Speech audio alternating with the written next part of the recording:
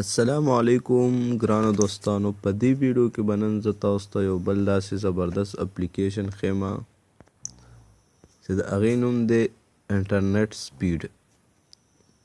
دا انټرنیټ اپلیکیشن چې کوم دی دا پلی سټور کې شته دی چې دا 10,000 میلیونو کسانو ډاونلوډ کړی دی. تاسو ته زه ښیم چې څنګه به دا را ډاونلوډ کوئ. انټرنیټ سپیډ به دلته ولیکئ، انټرنیټ سپیډ، انټرنیټ سپیډ میټر به ولیکئ.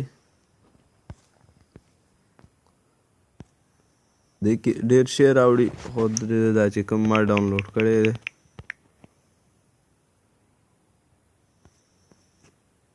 دا چې کوم انټرنیټ سپیډ ما ډاونلوډ کړی دی 1 میلیونو کسانو دا ډاونلوډ کړی دی. او دا چې کوم دی تاسو ته د خپل انټرنیټ د وای فای سپیډ ښیي چې ستاسو د موبایل نیټورک چې کوم ډیټا استعمالوئ، لکه دا دی اوس زه ولرالمه. نو دا چې کلیک کوئ دی کې دا نه څه دغه نه دي، بس دا به داسې کلیک کوئ انټرنیټ سپیډ میټر سټارټ، دا به سټارټ کوئ. داسې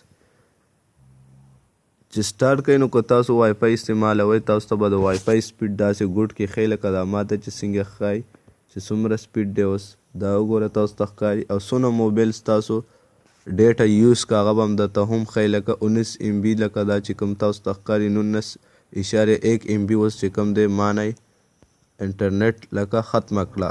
نو دا MB به هم تاسو ته ښایي. او بل دا چې ستاسو د موبایل سپیډ چې څه وي، لکه اوس MB انټرنیټ زما سپیډ چې کوم دی که وای فای استعمالوي هغې سپیډ به درته ښایي او MB به درته هم ښایي چې کوم تاسو نه یوز کېږي.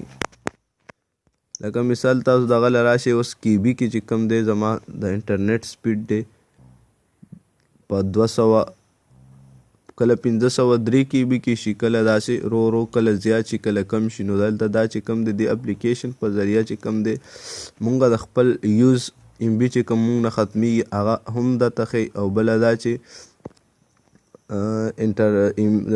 د انټرنیټ سپیډ درته ښیي چې څومره دغه کې روان دی ستا د انټرنیټ سپیډ، هغه هم درته هلته ګوټ کې ښیي. او د وای فای چې کوم تاسو وای فای استعمالوئ د هغې سپیډ درته هم ښیي چې ستاسو دې وخت کې وای فای سپیډ څومره دی او څومره رینج کې روان دی. او بېرته درته ښیم چې تاسو څونه وای فای MB یوز کړه او خپل ډیټا دغه هم درته هم ښیي. او دا ډېر ښه اپلیکیشن دی. او دې خوا سیټینګ چې کوم دی سیټینګ کې دا نه خاص څه نشته. شو نوټیفیکیشن که تاسو ویو دا MB دا نوټیفیکیشن ورک کړو نو دا دې سره ورک کېږي. او ډسپلی لاست only when the data or Wi-Fi. نو دا خو صحیح شي، دا هم شو کولی شئ شو آن لاک سکرین یا شو وی وای فای یوزیج.